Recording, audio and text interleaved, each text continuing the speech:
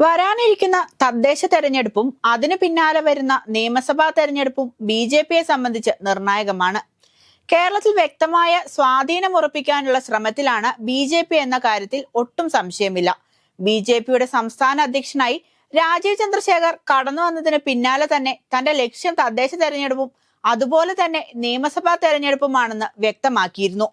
നിലമ്പൂർ ഉപതെരഞ്ഞെടുപ്പ് സമയത്ത് സ്ഥാനാർത്ഥിയെ തെരഞ്ഞെടുക്കാൻ വൈകിയതുപോലും ഈ ഉപതെരഞ്ഞെടുപ്പിൽ ശ്രദ്ധ കേന്ദ്രീകരിക്കാതെ തദ്ദേശ തെരഞ്ഞെടുപ്പിലും പിന്നാലെ വരുന്ന നിയമസഭാ തെരഞ്ഞെടുപ്പിലും ശ്രദ്ധ ചെലുത്താനാണെന്ന തരത്തിൽ രാജീവ് ചന്ദ്രശേഖർ സംസാരിച്ചിരുന്നു. കഴിഞ്ഞ ദിവസം ബി.ജെ.പി പുതിയ സംസ്ഥാന ഭാരവാഹികളെ പ്രഖ്യാപിച്ചിരുന്നു. പുതുമുഖങ്ങൾക്കും യുവാക്കൾക്കും കൂടുതൽ പ്രാധാന്യം പട്ടികയിൽ നൽകിയിട്ടുണ്ട്. തെരഞ്ഞെടുപ്പ് മുന്നിൽ കണ്ടുകൊണ്ട് പാർട്ടിയെ സജ്ജമാക്കുകയാണ് ബി.ജെ.പി. കോർപ്പറേഷൻ തെരഞ്ഞെടുപ്പുകളിൽ ലക്ഷ്യം വെച്ചിരിക്കുന്ന ബി.ജെ.പി ഉറപ്പായും പിടിച്ചെടുക്കാൻ സാധ്യതയുള്ള 2 കോർപ്പറേഷനുകളാണ് തിരുവനന്തപുരവും തൃശൂരും. വിജയ സാധ്യതയുള്ള തദ്ദേശ സ്വയംഭരണ സ്ഥാപനങ്ങളിൽ കൂടുതൽ തുക ചെലവഴിക്കാനാണ് ബി.ജെ.പി തീരുമാനിച്ചിരിക്കുന്നത്.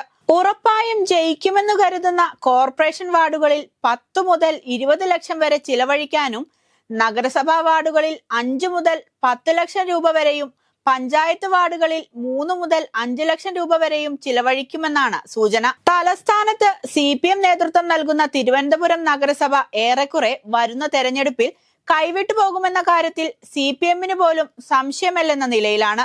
ഏറ്റവും പ്രായം കുറഞ്ഞ മേയർ പദവിയിലേക്ക് ആര്യ രാജേന്ദ്രനെ പ്രതിഷ്ഠിച്ചത് വഴി CPM ലക്ഷ്യം വെച്ചതൊന്നുമല്ല നടന്നതും. മേയർ പദവി ഏറ്റെടുത്ത ശേഷം CPM-ന് തുടരെ പ്രതിസന്ധിയിലാക്കുകയാണ് ആര്യ ചെയ്തത്. CPM കൊല്ലം ജില്ലാ സമ്മേളനത്തിലും ആര്യക്കെതിരെ രൂക്ഷ വിമർശനമുണ്ടായിരുന്നു. അതുകൊണ്ട് തന്നെ വരുന്ന തെരഞ്ഞെടുപ്പിൽ ബി.ജെ.പിക്ക് അനുകൂലമായ സാഹചര്യമാണ് തിരുവനന്തപുരത്തുള്ളത്. 10,000 വാർഡുകളിൽ വിജയിക്കുക എന്ന ലക്ഷ്യമാണ് ബി.ജെ.പിക്കുള്ളത്. കൂടാതെ 400 ഗ്രാമപഞ്ചായത്തുകളിലും 25 നഗരസഭകളിലും ഭരണം പിടിച്ചെടുക്കുമെന്നും അതിൽ തന്നെ തൃശൂർ കോർപ്പറേഷനും തിരുവനന്തപുരം കോർപ്പറേഷനും പിടിച്ചെടുക്കുമെന്ന കാര്യം ബി.ജെ.പി സംസ്ഥാന അധ്യക്ഷൻ രാജീവ് ചന്ദ്രശേഖർ തന്നെ കേന്ദ്ര നേതൃത്വത്തെ അറിയിച്ചിട്ടുണ്ടെന്നാണ് അനൌദ്യോഗികമായി ലഭിക്കുന്ന വിവരം. ബി.ജെ.പി മാത്രമാണ് കേരളത്തിൽ ഓരോ പ്രശ്നങ്ങൾക്കും വ്യക്തമായ പരിഹാരം കണ്ട് വികസനം കൊണ്ടുവരാൻ പോകുന്നത്. വർഗീയ പാർട്ടി എന്നാണ് ബി.ജെ.പിയെ കോൺഗ്രസും CPM-ഉം സംബോധന ചെയ്യുന്നത്. നിലമ്പൂരിൽ വർഗീയ തീവ്രവാദ സംഘടനകളായ ജമാഅത്തെ ഇസ്ലാമിയെയും PDP-യെയും മുഖ്യധാരയിലേക്ക് കൈപിടിച്ചു കൊണ്ടുവന്നത് ആരാണ് എന്ന് എല്ലാവർക്കും അറിയാം. കോൺഗ്രസിന്റെയും CPM-ന്റെയും രാഷ്ട്രീയം അവസരവാദ പ്രീണന ദുർഭരണ രാഷ്ട്രീയമാണ്. ബി.ജെ.പി മുന്നോട്ട് വയ്ക്കുന്നത് വികസന രാഷ്ട്രീയമാണ്. ജനങ്ങളെ വിഡ്ഢികളാക്കുന്ന രാഷ്ട്രീയത്തിന്റെ സമയം കഴിഞ്ഞു. ഇനി ജനങ്ങളുടെ വികസന സ്വപ്നങ്ങൾ യാഥാർത്ഥ്യമാക്കുന്ന ബി.ജെ.പിയുടെ രാഷ്ട്രീയത്തിന്റെ സമയമാണെന്നും രാജീവ് ചന്ദ്രശേഖർ നിലമ്പൂർ ഉപതെരഞ്ഞെടുപ്പ് സമയത്ത് പറഞ്ഞിരുന്നു.